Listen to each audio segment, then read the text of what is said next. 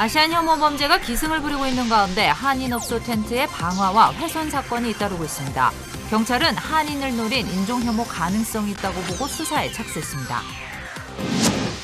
LA 카운티 보건국은 주점과 음식점에 대한 영업 제한 조치를 한 단계 더 완화했습니다.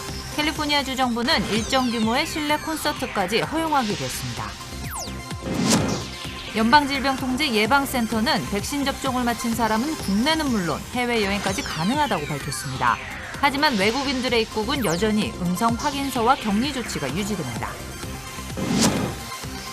지난달 일자리 창출이 7개월 만에 최고 수준으로 올라갔습니다. 실업률도 6.0%까지 하락했습니다. 오늘 오후 1시쯤 연방의사당으로 돌진하던 차량 운전자가 이를 제지하는 경찰관에게 흉기를 휘둘렀습니다. 총격을 받은 운전자와 피습당한 경찰관은 병원에서 숨졌습니다. 지난달 창출된 일자리 수가 92만 개나 됐습니다. 7개월 만에 최고 수준입니다. 4월 2일 금요일 이븐뉴스 시작하겠습니다. 오늘은 단독으로 취재한 리포팅부터 보도하겠습니다. LA 한인타운 한복판 한인업소 패티오 텐트에 잇따라 불을 지르고 달아나는 히스패닉 여성을 고발합니다. 이 여성은 심야에 나타나 불을 지르고 달아나고 있습니다. 경찰은 인종 혐오 범죄의 가능성도 있는 것으로 보고 수사에 착수했습니다. 이사면 기자가 취재했습니다. 자정이 가까운 시각, 한 여성이 한인 식당 앞에 설치된 패티오 텐트로 다가섭니다. 그러더니 곧바로 라이터를 꺼내 천막에 불을 지르기 시작합니다. 입에는 플래시라이트까지 물었습니다. 불을 붙인 곳도 돌아다니며 3군데나 붙였습니다. 그리고 유유히 사라집니다. 용의자는 히스패닉으로 보이는 여성입니다. 어제 천막 화재가 발생한 현장입니다. 바닥에는 비닐 천막이 녹아내린 자국이 그대로 남아 있습니다. LA 한인타운 올림픽과 벌몬 부근 한인 식당의 텐트는 자칫 큰 불로 번질 뻔한 아찔한 상황이었습니다. 사장님 빨리 좀 나와보세요 그러더라고요. 그래서 뭐 일단 나왔지. 나와서 보니까 아이고 불이 나서. 다행히 긴급히 출동한 소방대원들이 곧바로 진화 작업을 펼쳐 불길을 막았습니다. 이건 상식적으로 이해할 수 없는 일이에요. 네. 한인 업체는 아시안 혐오 범죄가 급증하는 상황에서 놀란 가슴을 쓸어내려야 했습니다. 왜 그랬는지 그게 첫째 궁금하고 뭐 그 사람도 이유가 있겠지. 경찰은 이번 방화 사건이 아시안 혐오 범죄와 관련이 있는지 즉각 수사에 착수했습니다. If it's, hate related, we'll take a crime report accordingly, and we want to find these guys and prosecute them. 부근 한인 식당에는 텐트를 훼손하는 낙서까지 잇따르고 있습니다. 수차례에 걸쳐 심야에 저질러지는 낙서에 업주는 불안감까지 커졌습니다. 한 3번 당했어요. 이것도 낙서를 너무 많이 해가지고 이거 한 번 바꿨는데 그 다음날 다시 낙서를 해버려가지고. 아시안 혐오 범죄가 확산되고 있는 시점에서 한인 업소들을 노린 증오 범죄의 가능성도 제기되고 있습니다. 한인 밀집 지역엔 타운 치안 강화가 필요하다는 목소리까지 높아지고 있습니다. LA에서 SBS 이사면입니다. 오늘 하루 LA 카운티 지역의 확진자 수는 634명을 기록했습니다. 카운티 정부는 오늘 다음 주 월요일부터 대폭 완화되는 방역 기준을 발표했습니다. 캘리포니아 주정부는 결혼식이나 컨벤션 같은 대규모 행사 개최를 허가했습니다. 다음 주 월요일부터 규제가 완화된 오렌지 티어에 진입하는 LA 카운티. 카운티 보건국이 오늘 세부적인 방역 지침을 발표했습니다. 우선 주점들의 영업은 다시 코로나 이전처럼 완화됐습니다. 하지만 음식을 제공하지 않는 주점인 경우 실내 영업은 금지되며 밤 10시까지만 운영이 허가됩니다. 그로서리 마켓과 소매업소들의 실내 최대 수용 인원은 현재 50%에서 75%로 늘어났습니다. 극장과 교회들의 실내 수용 인원도 50%까지 가능해졌고 이미용실과 네일샵 등도 최대 수용 인원의 75%까지 받을 수 있습니다. 조만간 실내 콘서트와 결혼식 같은 대규모 행사도 가능해질 전망입니다.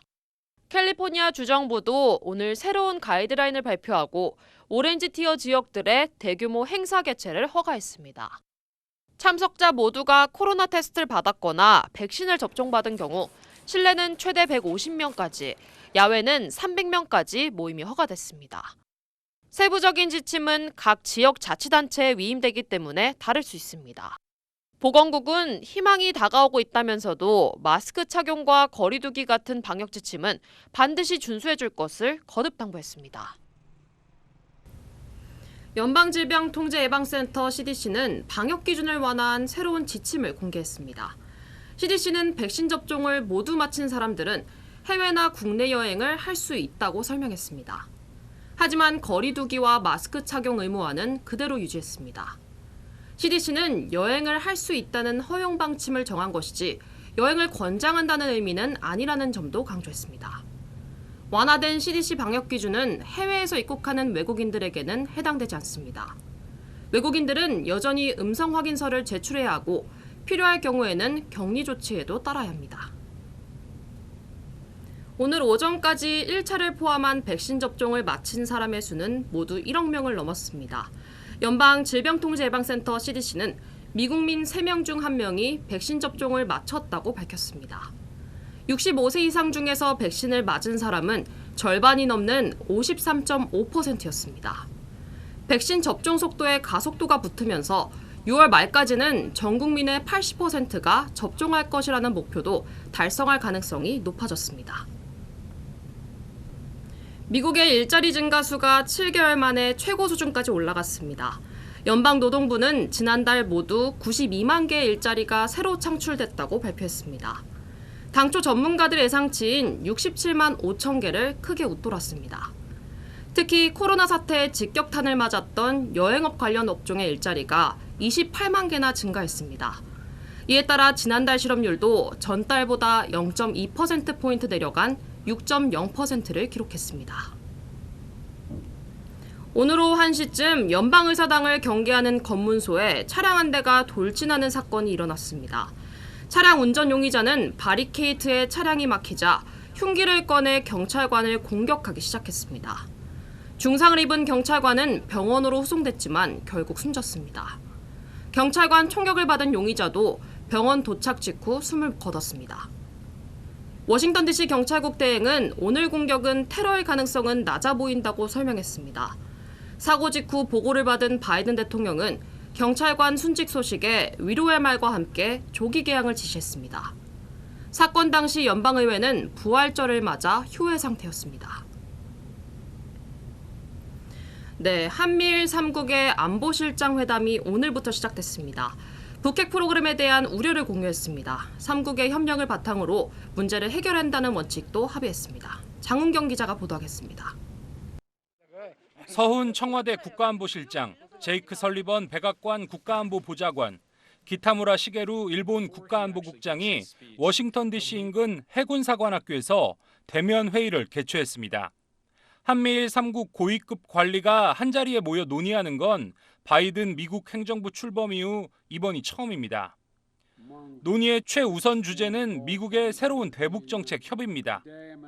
바이든 행정부는 과거 미국의 정책이 북한의 비핵화를 막는 데 미흡했다고 보고 출범 직후부터 새로운 대북 전략 수립을 검토해 왔습니다. 이번 회의에선 거의 완결 단계에 접어든 검토 상황을 한일 양국에 설명하고 생각과 관점을 3국이 공유하는 자리가 될 전망입니다. 미국은 그간 북한을 협상 테이블로 끌어내기 위한 외교와 제재 카드를 검토하며 동맹과의 공조를 강조해 왔습니다.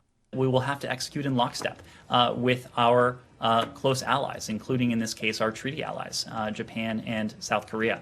반도체 기술 성장에 대한 견제와 남중국해에서의 영향력 확대 등 미국의 대중 전략을 두고도 논의가 진행되는 걸로 전해졌습니다.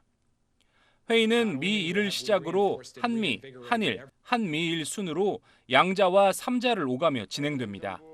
SBS 장훈경입니다.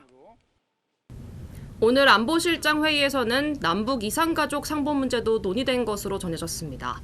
제이크 설리반 백악관 국가안보보좌관은 남북 이산가족 상봉의 중요성을 공유했다고 설명했습니다. 납북자 문제의 신속한 해결 방안도 논의됐습니다. 미얀마 사태에 대해서는 민주적인 가치를 바탕으로 해결한다는 원칙적인 방침에도 합의했습니다. 중국에서는 한중 외교장관 회담이 열렸습니다. 미중 갈등 속에 열리는 외교장관 회담이어서 어느 때보다 관심이 집중됐습니다. 송옥특파원이 계속해서 보도하겠습니다. 정의용 외교부 장관이 어제 오후 중국 푸젠성 샤먼에 도착했습니다. 장관 취임 이후 첫 해외 출장지로 중국을 선택한 정 장관은 오늘 왕이 중국 외교부장과 오찬을 포함한 회담을 합니다. 회담 어떻게 좀 보십니까? 봐야죠. 잘 되겠죠. 네. 이번 회담에서는 북핵과 북한 문제 등 한반도 정세가 비중 있게 논의될 전망입니다. 정 장관은 한반도 평화를 위한 중국의 건설적 역할을 강조했습니다. 한반도 평화 프로세스의 진전을 위해서는 중국과의 협력이 아주 굉장히 중요하기 때문에 또 내년 한중 수교 30주년을 맞아 양국의 협력 확대 방안을 협의하면서 시진핑 주석의 방안과 한한령 해제 등도 논의할 것으로 예상됩니다. 갈등이 고조되는 미중 관계에 대해 어떤 논의가 있을지도 주목됩니다. 한미일 안보실장 회의 직후 열리는 이번 회담에서 중국은 한국과 미국이 밀착되지 않도록 견제할 가능성이 있습니다.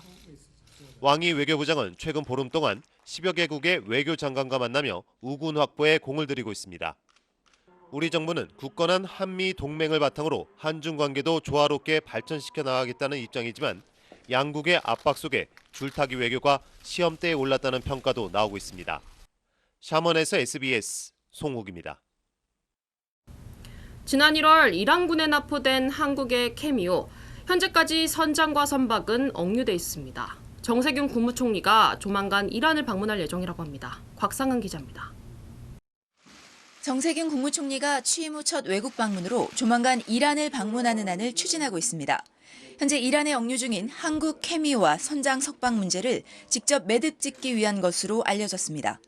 정부 고위 관계자는 SBS와 통화에서 정 총리가 한국 캐미오 문제를 해결하기 위해 오는 7일 재보선 직후 이란을 찾는 방안을 최종 협의 중이라고 밝혔습니다. 출국 시점은 이르면 오는 11일이 될 전망이며 정 총리는 이란에서 하산 루하니 이란 대통령 등과의 만남을 추진 중입니다. 외교가에선 정 총리가 직접 이란을 찾는다는 점에서 이미 물밑에선 한국 캐미오 관련 석방 논의가 최종 마무리 단계에 이르렀다는 분석이 나옵니다.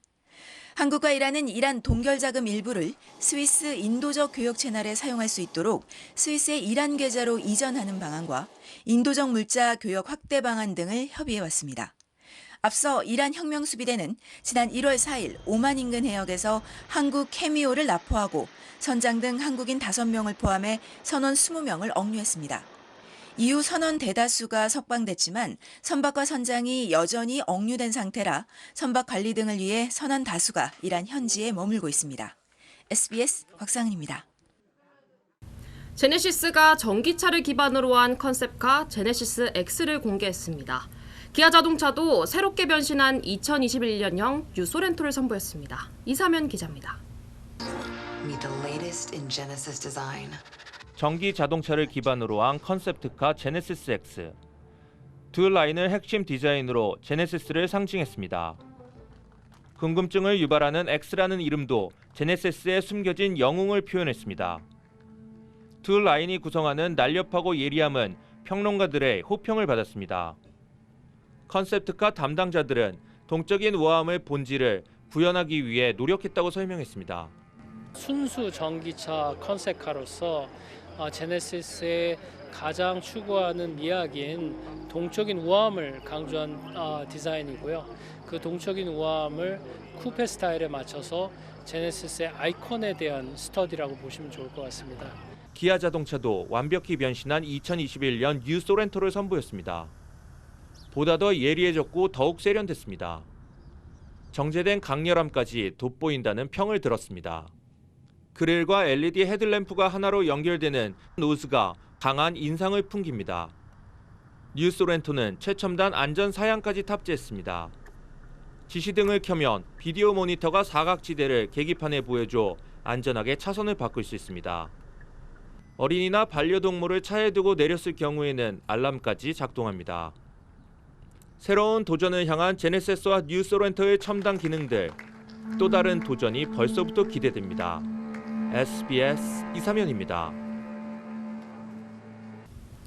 뉴저지주에서는 한복의 날이 제정됐다고 합니다. 테너플라이 타운은 한국의 문화와 전통을 계승한다는 의미에서 한복의 날을 제정했다고 설명했습니다. 각 지역 주요 한인사회 소식을 종합했습니다. AP 한국어 과정 개설을 위해 남가주 한인교육계가 뭉쳤습니다. 한국어진흥재단은 미 전역의 초중고교 공립학교에서 한국어를 가리키는 1, 2세 한인 교사들이 앞장서 한국어 개설을 지지하는 범서명 캠페인을 진행한다고 밝혔습니다. 한국어진흥재단은 웹사이트를 오픈해 AP 한국어 개설 지지 서명을 받습니다. LA 카운티 도서관 30곳이 오는 19일 재개장합니다. LA 카운티 도서관은 전체 85곳 가운데 30곳이 오는 19일부터 문을 열고 특정한 대면 서비스를 제공한다고 밝혔습니다. 단 총 수용 인원의 50%까지만 입장이 허용됩니다. LA시가 식당 야외 영업을 여름까지 허용하기로 결정했습니다. 에릭 가세티 시장은 야외 영업 임시 허가 프로그램인 알프레스코를 여름까지 계속한다며 앞으로도 야외 영업을 원하는 식당에게는 영구적인 허가로의 전환도 가능할 것이라고 발표했습니다. 뉴저지주 테너플라이타운이 한복의 날을 선포합니다. 아시안 아메리칸 유스 카운슬은 테너플라이타운이 오는 6일 한인들이 타운 발전에 기여한 공로를 치하하고 한국 문화와 전통의 계승을 위해 매년 10월 21일을 한복의 날로 지정했음을 선포할 예정이라고 밝혔습니다. 조지아주에서 방역 규제가 대폭 완화됩니다. 브라이언 캠프 주지사는 오는 30일로 비상사태를 종료하고 8일부터는 식당의 실내 수용 인원을 크게 늘리며 체육관과 피트니스 센터 등의 거리 제한도 완화한다고 발표했습니다. 청명절 연휴가 시작되는 오늘 타이완에서는 대형 열차 사고가 일어나 50여 명이 숨졌습니다. 터널 입구에 공사 차량과 열차가 정면으로 충돌했습니다. 김지성 특파원이 보도하겠습니다. 열차가 터널에 멈춰 서 있습니다. 터널 벽과 부딪히면서 열차 파편이 여기저기 떨어져 있고 열차의 앞부분은 형체를 알아보기 어려울 정도로 부서졌습니다. 전원도 차단돼 승객들은 어둠에 갇혔습니다.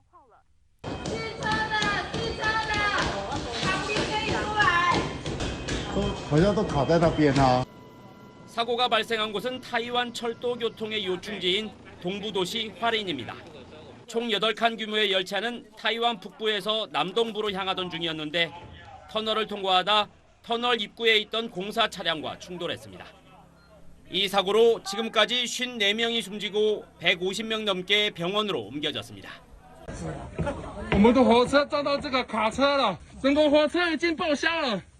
충돌 충격으로 열차가 선로를 이탈해 터널 벽과 부딪히면서 심하게 뒤틀려 구조 작업이 쉽지 않았습니다.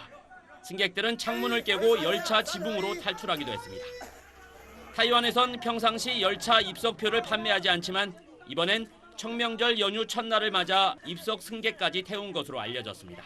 花莲消防部门通报，车上乘客约350人，如果加上站票，整列车呢将近500人。 산악 지역이 많은 타이완에선 열차 사고가 잦은 편인데 공식 피해 규모로는 이번이 가장 큽니다. 타이완 당국은 공사 차량이 왜 터널 입구에 있었는지 사고 원인을 조사하고 있습니다. 베이징에서 SBS 김치덕입니다. 악성 댓글, 악플에 시달려 고통을 호소하다 결국 스스로 생을 마감했던 일본의 유명 프로레슬러. 300여 개의 악플을 달았던 남성에게 겨우 $90 정도의 벌금이 부과됐습니다. 일반 국민들은 현실을 반영하지 못하는 법 체계를 비판하고 있습니다. 유성재 특파원입니다. 일본의 여성 프로레슬러 기무라 하나. 화려한 플레이로 인기가 높았던 기무라 씨는 지난 2019년 말 한 TV 리얼리티 프로그램에 출연했습니다. 그런데 출연 직후부터 그녀의 SNS에는 매일 수십 개의 악성 게시글이 올라오기 시작했습니다. 인성이 나쁘다며 공격하거나 죽음을 강요하는 등의 내용입니다. 이 때문에 극심한 스트레스를 받아 괴롭다고 털어놓기도 했던 기무라 씨는 지난해 5월 22살 나이에 극단적인 선택을 하고 말았습니다. 일본 법원은 300여 개의 악성 게시글을 올려 모욕죄로 기소된 20대 남성에게 불과 9,000엔, 우리 돈 92,000원의 벌금형을 내렸습니다. 일본 형법상 모욕죄의 경우 최대 29일의 구류 또는 벌금 10,000엔을 선고하도록 돼 있기 때문입니다. 고 기무라 씨의 어머니는 해당 프로그램 내용에도 문제가 있었다며 진정을 냈지만 일본 방송심의기관은 이를 기각했습니다. 番組に出て誹謗中傷を受けたことが見て取れるのにそれを認めてもらえないっていうのは苦しさをさらに深くさせるもの。 악플이 죽음을 이끌었다고 단정할 수는 없지만 너무 관대한 처분이라는 논란과 함께 일본 사법 체계가 현실을 반영하지 못하는 것 아니냐는 불신도 커지고 있습니다. 도쿄에서 SBS 유성재입니다. 미얀마 쿠데타 군부의 유혈 진압은 희생자 급증으로 이어지고 있습니다. 현재까지 543명이 숨진 것으로 나타났습니다. 현장 취재 기자들까지 마구잡이로 체포하고 있습니다. 김경희 기자입니다. 현지 시간 그제 오후 미얀마 군경의 총에 맞아 머리를 다친 신한은행 양곤지점 현지 직원이 오늘 아침 숨졌습니다. 미얀마에 진출한 국내 기업 직원 가운데 첫 희생자로 현지 SNS에는 애도의 글이 이어지고 있습니다. 검문에 불응했다는 이유로 군경은 통근 차량에 총격을 가했는데 지금까지 이렇게 희생된 민간인이 최소 543명에 이릅니다. 어린이도 43명이나 포함됐습니다. 지난밤에도 군경의 무자비한 진압은 계속됐습니다. 양곤에선 총에 맞은 시민을 마구 폭행한 뒤 어디론가 끌고 가는 장면이 포착됐고 만달레이에선 주택가 아파트를 향해 총을 난사하기도 했습니다. 군부는 오늘부터 미얀마 전역에 와이파이 등 무선 인터넷까지 전면 차단했습니다. 언론 탄압도 심해져 취재기자 56명이 체포됐고 CNN과 인터뷰한 시민 2명은 곧바로 군경에 끌려간 걸로 전해졌습니다. SNS에는 미얀마 전역이 어둠의 시대로 되돌아갔다고 한탄하며 주요 라디오 방송 주파수를 공유하는 글들이 올라오고 있습니다. 하지만 긴급 소집된 유엔 안보리는 미얀마 군부의 민간인 살해를 규탄하는 성명만 채택했을 뿐 이번에도 실효성 있는 조치를 내놓지 못했습니다. 유혈 사태 악화로 미얀마를 빠져나가려는 사람들이 크게 늘면서 한국행 임시항공편은 대부분 만석인 상태입니다. SBS 김경희입니다.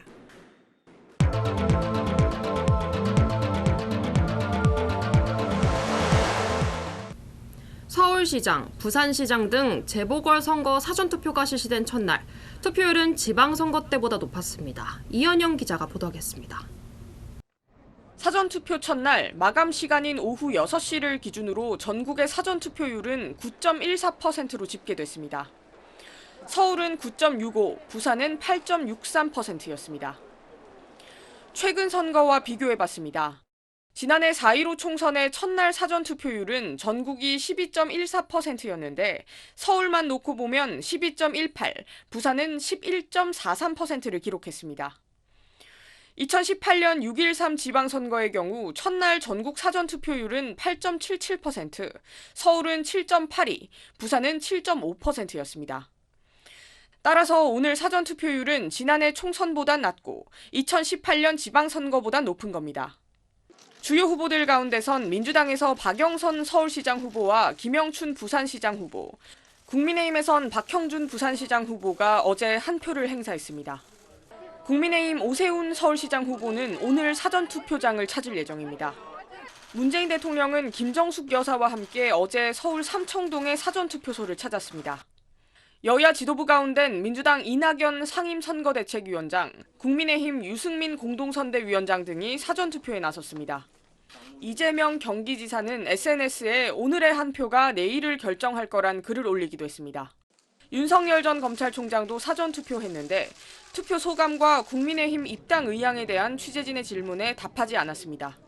오늘 사전투표 역시 오전 6시부터 오후 6시까지 진행되며 전국 투표소 어디에서든 투표할 수 있습니다. SBS 이현영입니다. 여야 유세 격돌은 더욱 치열해졌습니다. 민주당은 후보들의 거짓말 의혹을 집중 부각했습니다. 국민의힘은 민심의 무서움을 알아야 한다고 강조했습니다. 계속해서 강민우 기자입니다. 더불어민주당은 국민의힘 서울시장 오세훈 후보, 부산시장 박형준 후보를 정조준했습니다. 내곡동 처가땅 보상 과정과 불법 사찰 문건을 몰랐다는 두 후보의 해명은 거짓말이라고 목소리를 높였습니다. 국민을 빈 부로 나눠 차별하는 사람, 거짓말로 국민을 속이는 사람, 시민 경제보다 가족 경제를 더 챙길 사람에게 서울과 부산의 시정을 맡길 수는 없습니다.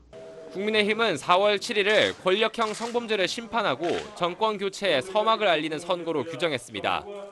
민주당의 반성과 사과는 선거를 의식한 임시 변통에 불과하다며 분노한다면 투표해달라고 호소했습니다. 정권 교체의 서막을 알리는 선거입니다. 문재인 정권 4년 국민의 삶, 국가의 미래, 법치와 민주주의 단 하나라도 나아진 게 있습니까? 서울시장 여야 후보들은 청년 표심을 놓고 팽팽한 줄다리기를 벌였습니다. 박영선 후보는 청년들에게 매달 5기가 데이터 지급을 약속했는데 만 19세부터 24세 이하 청년에게 매월 5기가를 사용할 수 있는 데이터 바우처를 지급하겠습니다. 오세훈 후보는 속보이는 공약이라고 비판했습니다. 본인들의 불공정과 부정의에 분노해서 등을 돌린 젊은이들에게 돈을 흔들면서 우리를 찍어달라는 그런 의사표시 아닙니까? 부산시장 선거에선 민주당 김영춘 후보가 부산경제부활 자문회의에 참석했고 국민의힘 박형준 후보는 사찰 관여 의혹을 부인하며 민심의 무서움을 표시해야 한다고 강조했습니다. SBS 강민우입니다. 권력기관들의 개혁과 정권으로부터 중립성을 강조해왔던 공수처장. 피의자인 서울지검장에게 자신의 관용차를 몰래 제공한 사실이 드러났습니다. 출범 직후부터 공정한 개혁 추진이 의심받고 있습니다. 배준우 기자입니다. 정부 과천청사 인근의 한 이면도로입니다. 갓길에 주차한 승용차에서 한 남성이 내리더니 재빨리 다른 승용차로 옮겨 탑니다. 옮겨 탄 사람은 이성윤 서울중앙지검장입니다. 이 지검장이 옮겨 탄 차량은 김진욱 공수처장의 관용차로 확인됐습니다. 이 차량이 공수처로 향하는 장면은 다른 CCTV에도 포착됐습니다. 김진욱 공수처장이 이 지검장과 비공개 면담을 한 지난달 7일 오후에 찍힌 영상들입니다. 비공개 면담을 마친 이 지검장은 역시 관용차를 타고 차량을 갈아탔던 장소로 되돌아왔습니다. 비공개 면담 내용조차 남기지 않은 이날, 김 처장이 관용차로 이 지검장의 마중과 배웅까지 책임진 말 그대로 에스코트 조사를 한 꼴입니다. 이 지검장 측은 공수처에서 요구한 절차와 방법대로 조사를 받았다고 해명했습니다. 공수처가 먼저 제안했다는 취지입니다. 김진욱 공수처장도 보안상 어쩔 수 없었다며 이런 사실이 있었음을 시인했습니다. 공수처장이 공정성 시비를 자초했다는 비판을 넘어 정부 청사 출입 보안 지침을 위반했다는 지적까지 제기되고 있습니다. 고위직 공무원에 대해서도 유사하게 이런 유사한 모습들이 반복되지 않을까라는 국민들에게 굉장히 큰 불신을 안겨다 준 거거든요. 공수처는 김학의 전 차관의 불법 출금 의혹과 관련해 이 지검장과 함께 이규원 검사 수사도 수원지검에 이첩한 상태인데 어제 수원지검이 이규원 검사를 불구속 상태로 재판에 넘겼습니다.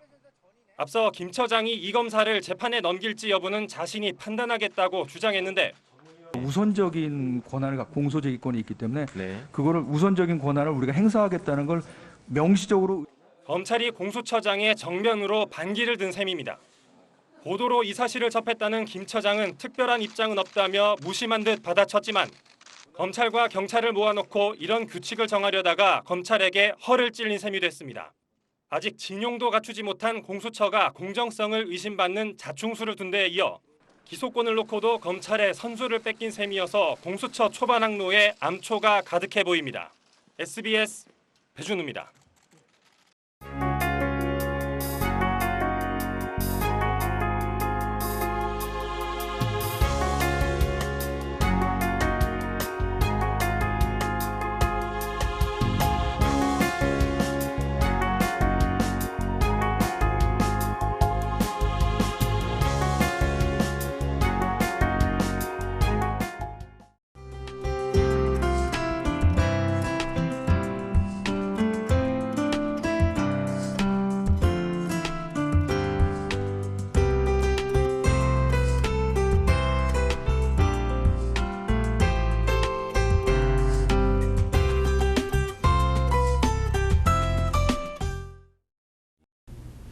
한인 식당들의 야외 텐트만 골라 잇따라 불을 지르고 다닙니다. 깜깜한 밤 손전등까지 들고 계획적으로 범행을 저질렀습니다. 경찰은 인종 혐오 범죄 가능성도 열어두고 수사에 착수했습니다. 코로나 관련 규제는 점점 풀리고 사람들이 밖으로 나오기 시작했습니다. 하지만 한인들을 비롯한 아시안들은 여전히 거리를 거니기 두렵다고 말합니다. 철저하고 신속한 수사가 꼭 이루어져야겠습니다. 저희 SBS 이브닝 뉴스는 유튜브 채널에서도 언제든지 시청하실 수 있습니다. 꼭 한번 확인해 보시기 바랍니다. 즐겁고 안전한 주말 보내시기 바랍니다. 이브닝 뉴스 마치겠습니다. 고맙습니다.